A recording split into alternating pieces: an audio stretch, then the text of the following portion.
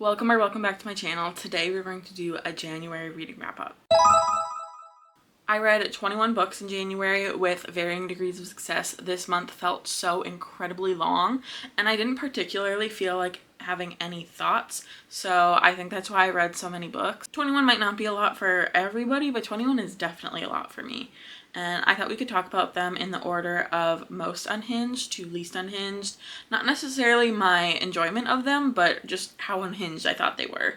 The first book I want to talk about outside of my hinged unhinged scale is Hood Feminism. It's my nonfiction for the month. I thought that this was so accessible and well done. It made me very angry and sad. It's about intersectional feminism and I think everybody should read it if you want to be a good feminist. Even if you don't, maybe you should still read it. And it was very eye-opening. It was hard to read at times, but I really enjoyed it. I would definitely read more if Mickey Kendall has written anything else. It's just so good and important, especially right now. I think she wrote it around when Trump first got elected, and now that he's elected again, it hurts just the same. My most unhinged book of the month was Negative Space by B.R. Yeager. This reminded me so much of Skins, if you ever watched that TV show, except instead of a bunch of British teens just doing a bunch of drugs, this was about a bunch of American teens in the South, I think, and they did a bunch of drugs, but those drugs also had magical properties. We follow 4 different teens primarily, and one of them is into this like occult magic, and they're in this very messy relationships with each other, and they're dealing with their identity as like most teenagers are, but to a heightened level, I would say. And per capita, this town has an unfathomable amount of suicides, and they're trying to kind of figure out why, but also make them happen. This is just beyond unhinged. It was extremely bleak, and I guess I can say that I enjoyed it. I ended up giving it 3 stars, but I don't know how much I would recommend it to other people. Absolutely look up trigger warnings in this one because it has all of them. It has every trigger warning pretty much. So my next most unhinged book is Wake Up and Open Your Eyes by Clay McLeod Chapman.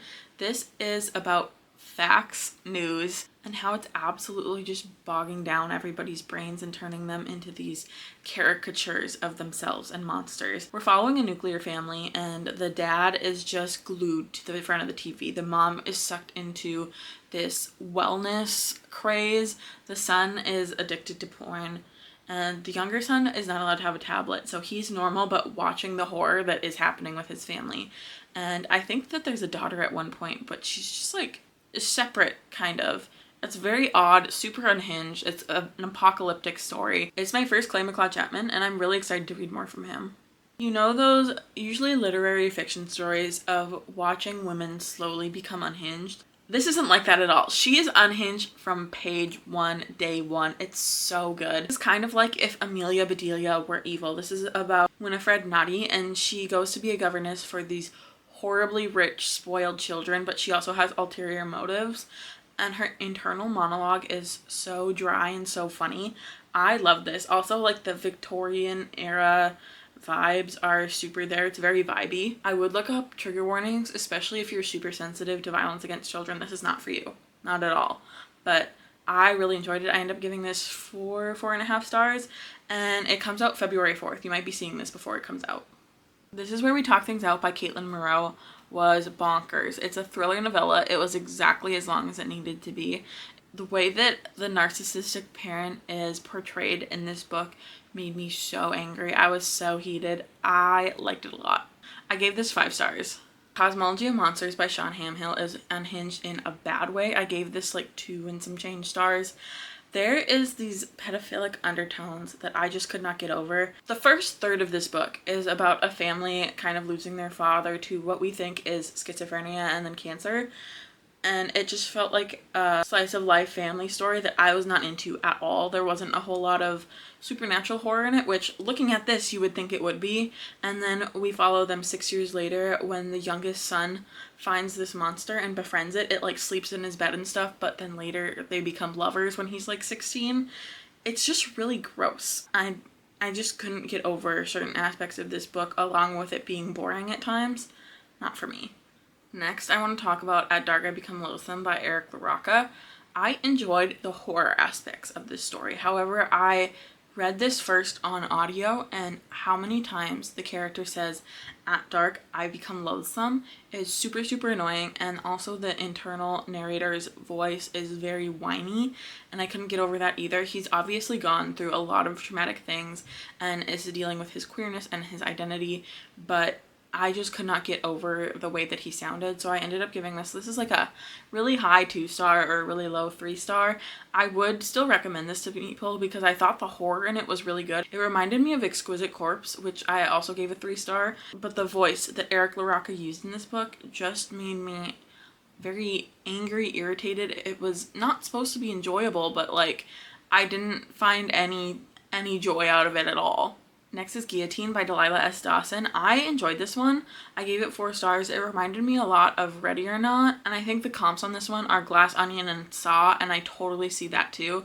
This is about a young woman who is trying to use this very rich man. He's the son of this fashion magazine lady, and she's trying to get her into fashion this way. But he takes her onto this island, and it's just bizarre. They have a bunch of servants. There's a lot of rules. The family's really scary.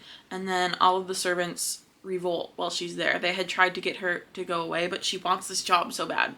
Like, girl, it's a job. Relax. It's not that serious. But I enjoyed it. I didn't like the first book that I read by Delilah S. Dawson, so I was skeptical of this one, but I did enjoy it. And what I think makes this book still unhinged is the kills that happen in it. They were very fun. One of my favorite books that I read this month that I would still say is relatively unhinged is The Starving Saints by Caitlin Starling. It was my first Caitlin Starling. This is about a woman who used to be a nun, now is pretty much like a witch and the king's miracle worker. She got clean water for this castle of all of these people that are trapped there. And he also has a right-hand man, a knight. And she is tasked with making sure this witch produces another miracle. And then there is a third woman who is trying to get revenge on this knight, but also needs the witch's miracles in order to escape this castle. And it's just messy. There's rot horror, there's religious horror, there's a super messy sapphic throuple, and I loved it. It's a perfect book for me. I'm very excited for it to come out. I think it doesn't come out until May, so I am sorry about that, but look forward to it. It's great. One of the relationships in there also gave me huge Gideon and Harrow vibes from the Locked Tomb. So good. Next, I want to talk about Immaculate Conception by Ling Ling Wang. This is about 2 art students who are super codependent on each other, and then they grow apart after they graduate college or so. One of them is very successful, and one of them is extremely jealous of her success. And the jealous one marries this tech billionaire who is producing this technology where you can share brains in order to offload the trauma from one brain to another brain. And through a series of events, this has to happen to the 2 friends. It's kind of dark, and I liked it. It's very different from Natural Beauty, which I really enjoyed. I do think I like Natural Beauty a little bit more, but I think that this is a really solid second book, and I'm excited to see what else Ling Ling Wang does. I think that this is my last arc that I'll talk about. Sorry for talking about so many books that are not out yet.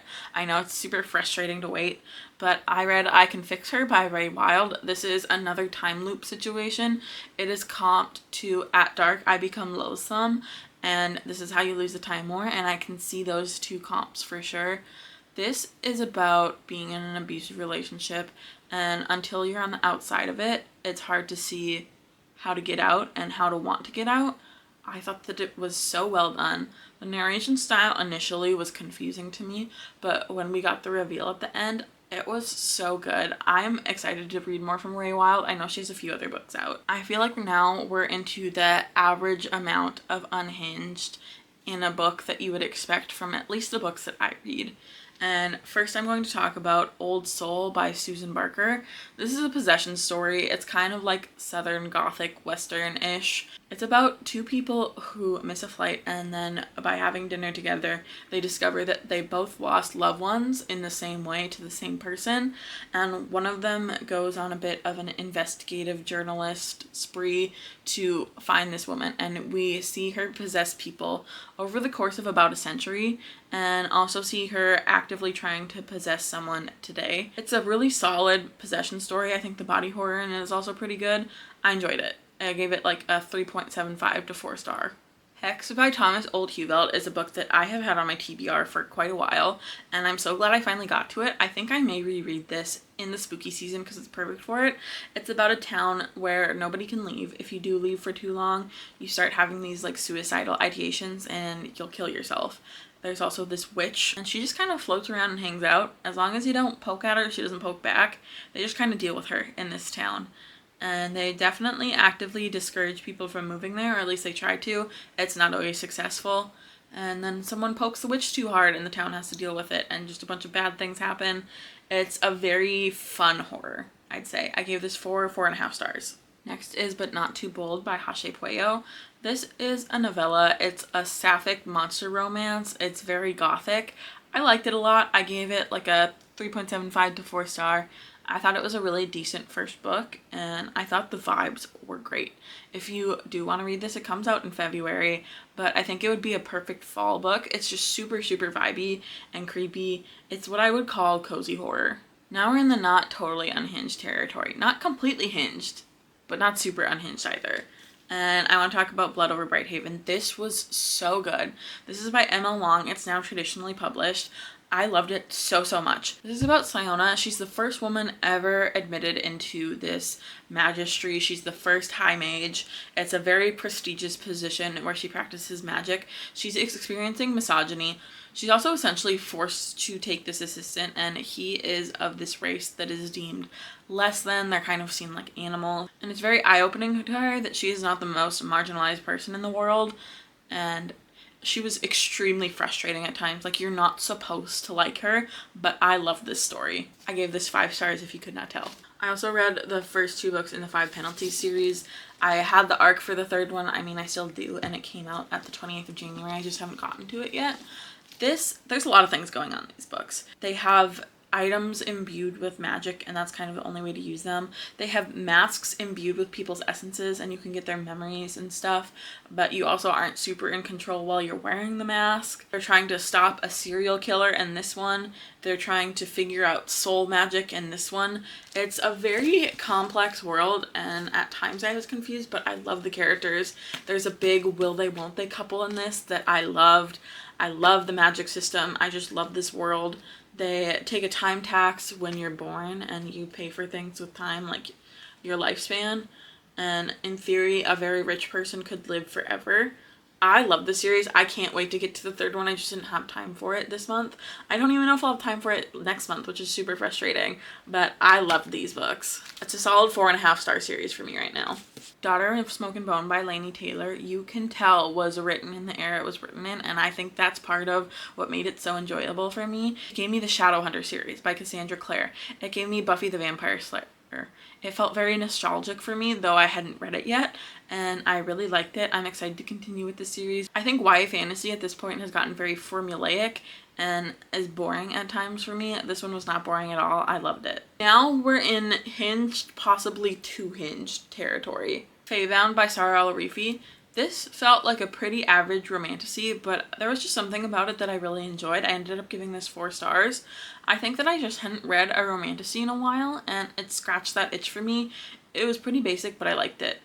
We follow 2 elven sisters who get thrust into the world of Fae and forced to stay there. They narrowly avoid being executed by the one that had committed the crime being bonded to one of their animals. It's like part of their soul, and because she is bonded to this animal, if she were to die, the animal would also die, so they don't want to kill her. It's very tropey, so it's not unique in that sense, but like the animal soul bonding thing I feel like is kind of unique. And yeah, I did enjoy it. I ended up giving it 4 stars. The Hacienda by Isabel Cañas. I did not like this as much as I liked Vampires of El Norte. This is about a haunted house, but pretty much everything else that was true in Vampires of El Norte is true in the Hacienda. It's not childhood friends to lovers this time, though. It's kind of like forbidden. She's married to this really awful man and he's a priest type of situation. I didn't like the romance as much as I did in Vampires of El Norte, and I didn't like the horror as much either, but I thought it was a solid 3 star. There Will Come a Darkness by Katie Rose Poole is about 5 teens who are part of this prophecy, and they are either part of the prophecy where they stop the Age of Darkness or bring it on. And I just thought that this was kind of boring and annoying a little bit.